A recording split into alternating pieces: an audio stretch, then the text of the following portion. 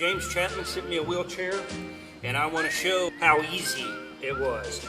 It came in a box like this, but it came with extra Allen nut screws, a couple of Allen wrenches, and I want to show you. It's very easy to operate.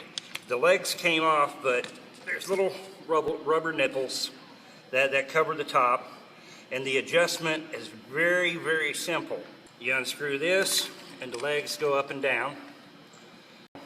And with the Allen wrenches, there's a little screw here in the bottom, makes this adjustment right here on the length of the equipment. Okay, little Rambo.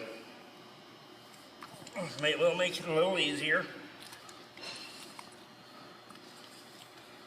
The chair just goes around them like that. It's got a strap. Legs have to go through the chest section, and then it straps around his back.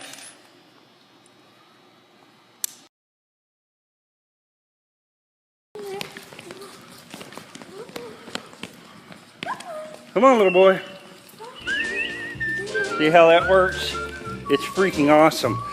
I want to thank you, James Chapman, for everything that you've done for little Rambo.